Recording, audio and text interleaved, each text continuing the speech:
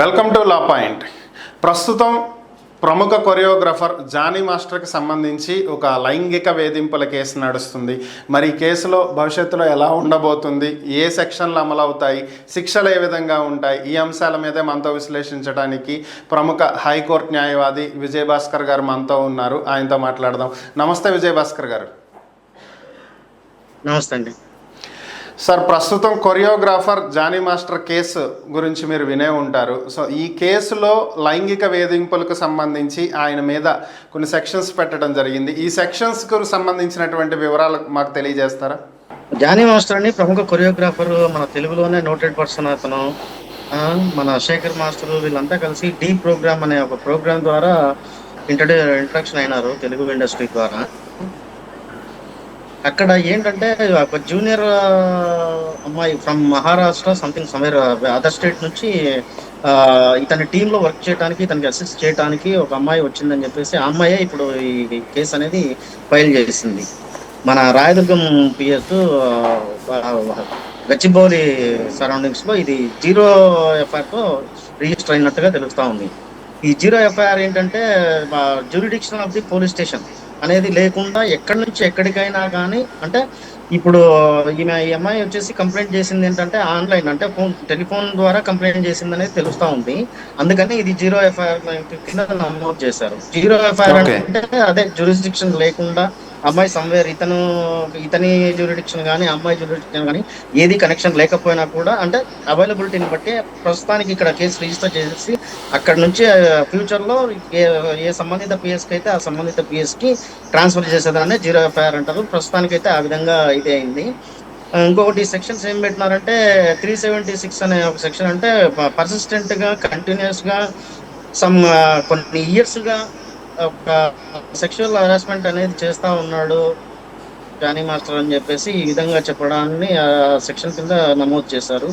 దీనికి ఏంటంటే ఒకవేళ ఈ సెక్షన్స్ అనేది కనుక ప్రూవ్ అయితే గరిష్టంగా 10 years ఇంప్రిజన్మెంట్ ఆర్ లైఫ్ పడే అవకాశం ఉంది వీటి మీద, ఈ సెక్షన్ మీద. ఇంకొకటి ఏంటంటే క్రిమినల్ ఇంటిమిడేషన్ అంటారు 506, అది 1 year ఉంటుంది. ఇంకొకటి 323 సంథింగ్ ఉంది. ఆ సెక్షన్ ప్రకారం అయితే అది ఒక 2 years లాగా ఉంది.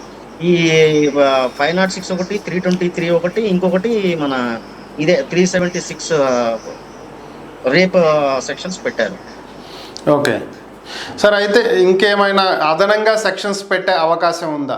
అంటే ఇంకొకటి ఏంటంటే అమ్మాయి అప్పుడు ఇతనితో పరిచయం అయినప్పుడు ఈ యొక్క విధమైన హరాస్మెంట్ జరిగిన టైం పీరియడ్లో అమ్మాయి నేను మైనర్గా ఉన్నాను అని చెప్పి స్టేట్మెంట్ ఇచ్చింది. అమ్మాయి కంప్లైంట్లో పేర్కొంది. అంటే దీని మైనర్గా ఉన్నప్పుడు జరిగే ఈ యొక్క అదే సెక్షువల్ హరాస్మెంట్కి సంబంధించి ఇది పోక్సో యాక్ట్ కిందకి వస్తుంది. పోక్సో యాక్ట్ 2012 కిందకి వస్తుంది. దీని ప్రకారం అయితే అది మినిమం 20 years ఇంప్రిజన్మెంట్ ఉంది, ఆర్ లైఫ్. ఓకే, ఇది ఫ్యూచర్ లో యాడ్ చేసే క్రమంలో అది దాని కనుక ఒకవేళ ఈ ఫర్దర్ ఇన్వెస్టిగేషన్ లో ఏమైనా ఆధారాలు దొరికితే ఆ యాక్ట్ కూడా పెడతామని చెప్పేసి పోలీసులు చెప్తా ఉన్నారు. ఓకే సార్, అయితే ఇది బెయిలబుల్ సెక్షన్సా, నాన్ బెయిలబుల్ సెక్షన్సా? నాన్ బెయిలబుల్ సెక్షన్స్ అండి ఇవి. Non bailable sections minimum 3 to 6 months వరకు బెయిల్ కూడా రాదు. బెయిల్ అప్లికేషన్ పెట్టినా కూడా రిజెక్ట్ అయిపోతాయి. ఓకే సార్, అయితే ఈ కేసులో జానీ మాస్టర్ వైఫ్కి కూడా సంబంధం ఉంది అని చెప్పి అంటున్నారు. అయితే ఆమె మీద ఎటువంటి సెక్షన్స్ పెట్టే అవకాశం ఉంటుందండి? ఆమె మీద అంటే అదే ఇతను అమ్మాయిని సెక్షువల్గా హరాస్ చేసిన టైంలో కొంచెం కొట్టాడు అని కూడా ఉంది. ఏదైతే క్యారవాన్స్లో అక్కడ రెస్ట్ తీసుకునే ఏరియాస్ ఏవైతే ఉన్నాయో వాటిల్లో కొంచెం అమ్మాయికి సంబంధించిన థింగ్స్ డ్యామేజ్ చేయడం కానీ, అమ్మాయిని కొంచెం కొట్టినట్టుగా కానీ కొంచెం ఆ విధంగా ఉన్నాయి. దానికి ఆ యొక్క ప్రోద్బలం చేయడంలో ఇతని వైఫ్ కూడా, అంటే క్యాస్ట్ మారమని చెప్పేసి, క్యాస్ట్ మారితే మ్యారేజ్ చేసుకుంటానని ఒక ప్రపోజల్ పెట్టి వాళ్ళ వైఫ్ చేత కూడా ప్రెషర్ పెట్టించినాడు అనేది ఒకటి కంప్లైంట్లో పేర్కొన్నారంటే ఇది లవ్ జిహాద్ అనే ఒక టర్మ్ కిందకి వస్తుంది. ఇది లవ్ జిహాద్ కిందకంటే ఒకవేళ ఇతని వైఫ్ కనుక ఆ విధంగా ప్రలోభ పెట్టిన సందర్భాల్లో ఆమె ఏమైనా ప్రూవ్ కనుక అయితే ఆమెకు 10 years మినిమం ఇంప్రిజన్మెంట్ ఉంటుంది, ఆర్ విత్ లైఫ్ ఉంటుంది. ఓకే ఒకవేళ వీళ్ళిద్దరు భార్యాభర్తలు ఇద్దరు, జానీ మాస్టర్ కానీ లేకపోతే ఆయన వైఫ్ కానీ, ఇద్దరికి ఒకవేళ ఇన్వెస్టిగేషన్లో వీళ్ళు నేరం చేశారని ప్రూవ్ అయితే మ్యాక్స్ ఎంతవరకు శిక్ష పడేటువంటి అవకాశం ఉంటారు గరిష్టంగా? పోక్సో యాక్ట్ కనుక ప్రూవ్ కాకపోతే 10 years మినిమం పడుతుంది, ఆర్ విత్ లైఫ్ పడుతుంది. పోక్సో యాక్ట్ ప్రకారం గనక అది గనక పోక్సో యాక్ట్ ప్రకారం అమ్మ మైనర్ గా ఉన్నప్పుడే ఈ విధమైన కమిట్మెంట్ కనుక జరిగింది ఉంటే 20 years ఆర్ విత్ లైఫ్ పడుతుంది. ఓకే, ఇద్దరికి సేమ్ ఉంటుందా సార్? ఏమైనా డిఫరెన్సెస్ ఉంటాయి? ఏదండి? వైఫ్ అండ్ హస్బెండ్ ఇద్దరికి కూడా సేమ్ శిక్షలు ఉంటాయా, లేదంటే ఏమైనా చేంజ్ ఉండొచ్చు?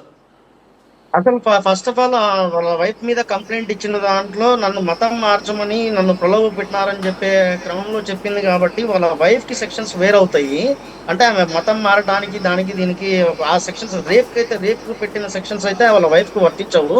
ఆమె ఓన్లీ మతం మార్పిడి కోసం ఆమెను ప్రలోభ పెట్టిన దానికి, లేదంటే ఏదైనా క్రిమినల్ ఇంటిమిడేషన్ థ్రెట్ చేయటం, అంటే నువ్వు మతం మారకపోయినా బయటికి ఏదైనా చెప్పినా, ఎవరితోనైనా ఈ విధమైన ఈ విషయాన్ని గురించి డిస్క్లోజ్ చేసినా నీకు ఈ విధంగా లైఫ్ థ్రెట్ ఉంటుంది అని చెప్పి ఒక భయపెట్టిన సందర్భాలు ఏమైనా ఉంటే ఆ సెక్షన్స్ వర్తిస్తాయి. ప్లస్ ఈ లవ్ జిహాద్ అనే, అంటే రైట్ టు లివ్ అనే ఈ కాన్సెప్ట్ అనేది, రైట్ టు లివ్ అనే రైట్ ని బలవంతంగా పోగొడుతున్న ఈ క్రమంలో ఆమెకి ఏమవుతుందంటే ఈ బలవంతపు మత మార్పిడి చేసి జీవించడానికి సరైన ప్రతికూల వాతావరణాలు కల్పించినందుకు ఆమెకు 10 సంవత్సరాల శిక్ష పడే వరకు అవకాశం ఉంది. Okay okay, thank you Vijay Bhaskar గారు, ఈ అంశాల మీద మీ ఒపీనియన్ అందించినందుకు ధన్యవాదాలు. నమస్తే.